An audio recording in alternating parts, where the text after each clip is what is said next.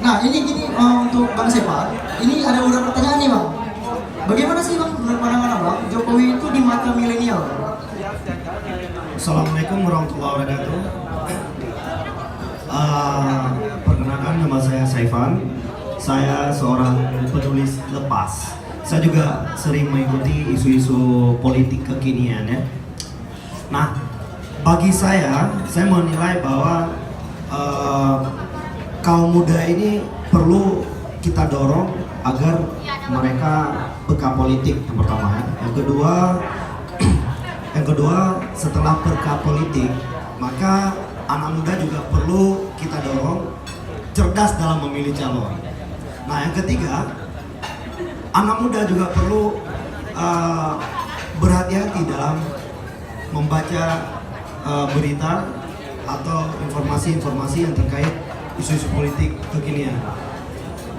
Memang dalam beberapa bulan terakhir itu kita selalu dihadiri dengan isu-isu yang tidak benar, yaitu hoax umpamanya. Nah, hoax ini memang sudah merajalela. Kita khawatir pemilih pemula atau dalam bahasa kerennya sebagai milenialis itu termakan hoax. Kenapa? Karena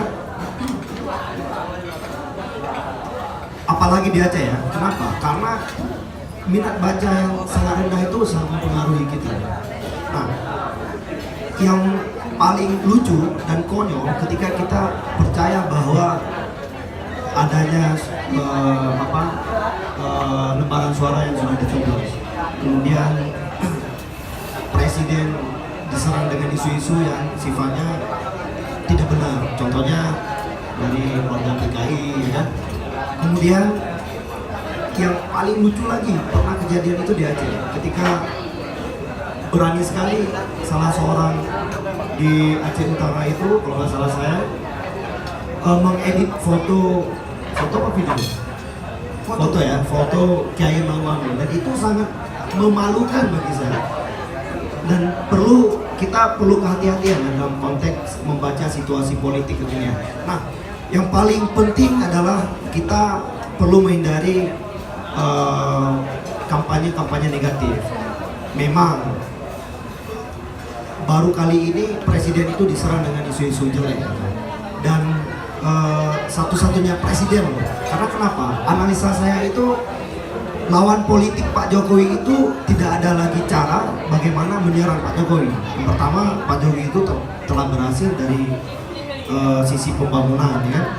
Kemudian dari sisi dia merubah budaya politiknya yang sangat sederhana gitu.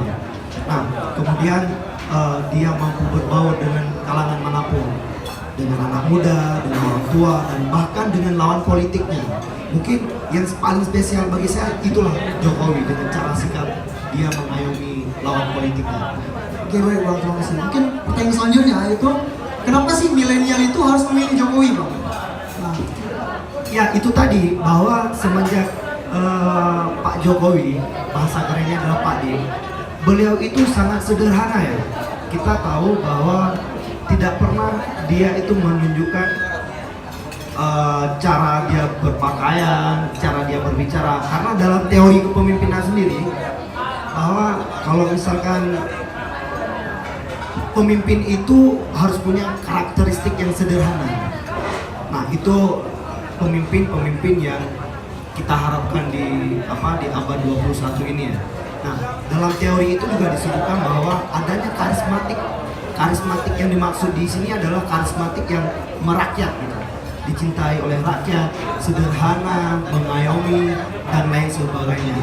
Nah, perlu juga kita ketahui bahwa Jokowi semenjak kepemimpinannya dia telah membuka istana itu selebar-lebarnya ya, moderator. Nah, kenapa saya bilang seperti itu? Mungkin seumur hidup saya sangat terhormat kemarin itu sempat diundang ke istana. Usia saya baru 25 tahun. Tapi di eranya saya seorang milenialis yang tidak ada apa-apanya Bang. Tapi saya dipanggil ke istana untuk bagaimana membicarakan kita perlu meng-counter hoax di Aceh. Karena data LIPI merilis data terbaru bahwa Aceh masuk nomor 1 tertinggi hoak, dan itu sangat memilukan. Sementara Aceh ini daerah mayoritas Islam loh. Pertanyaannya kenapa? Karena bagi saya, ini analisa saya, bagi saya di Aceh itu orang sedikit sekali yang ada minat membaca atau minat menyaring berita yang atau memverifikasi berita itu apakah itu benar atau salah. Nah, kemudian bahasanya terlalu fanatik dengan satu kelompok misalnya gitu. Nah, sehingga orang-orang yang terlibat memakan hoak ini, mereka itu terbawa dengan hegemoninya, dengan hegemoni bahasa, dengan hegemoni kebohongan. Mungkin saya rasa itulah yang paling kacau ya hari ini ya, karena kesadaran kita untuk membaca dan meng-cross-check data itu sangat rendah gitu. Mungkin ini bang, satu lagi soal golput nih bang. Nah, gimana sih menurut abang, pandangan abang, milenial boleh nggak golput bang? Di era demokrasi ini ya, dia memang tahapan demokrasi itu ada dua ya. Yang pertama sekali reformasi di birokrasi. Itu bentuk dari bagaimana demokrasi itu tumbuh. Reformasi itu kita tahu bahwa adanya keterlibatan aktif orang-orang yang sifatnya tidak KKN. Nah, kedua, setelah 10 tahun pasca reformasi, kita itu sudah masuk pada fase konsolidasi. Nah, kita ini kan sudah berada pada belasan tahun pasca reformasi, 60-an tahun pasca reformasi. Nah, kurasa golput itu sangat kita sayangi kalau misalnya masih ada golput. Kenapa? Dari hasil vote kita ini menentukan pemimpin kita nanti. Nah, paling kita takutkan adalah ketika pemimpin kita itu yang belum memahami bagaimana culture politik sesungguhnya di Indonesia. Culture politik yang dibutuhkan di Indonesia adalah culture politik yang sederhana. Sederhana dalam artian berpakaian biasa saja, dari keluarga sederhana, anaknya tidak terlibat dalam dunia politik. Yang paling penting adalah keluarganya tidak terlibat dalam dunia politik, dan itu adalah bagian dari, bagi saya ya, Pak Jokowi punya nilai plus di situ. Nah, saran saya ya, kita tidak boleh golput. Kenapa? Ini era demokrasi. Demokrasi itu memerlukan suara kita untuk memilih pemimpin kita. Salah kita pilih, maka akan salah arah Indonesia ini.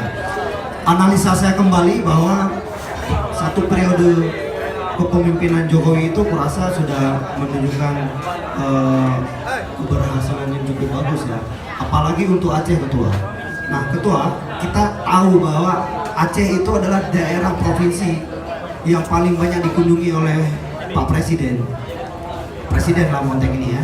Nah, Presiden Jokowi kenapa ke Aceh? Karena dia dalam sebuah diskusi itu dia pernah menanyakan, kenapa ya orang Aceh itu begitu benci ke saya gitu kan. Nah, pertanyaan itu juga menjadi catatan penting bagi kita. Ternyata benci itu karena kita salah informasi hoak, anti-Islam, anti-agama ya kan, komunisme gitu Ketua kan. Sementara realitanya kan tidak seperti itu gitu, mungkin gitu aja. Baik, terima kasih kepada Bang Partner yang telah menjelaskan apa itu politik ini, kenapa milenial itu harus berpolitik, dan kenapa milenial itu harus memilih Bapak Jokowi gitu. Nah, mungkin sebagai tambahan kita buka langsung aja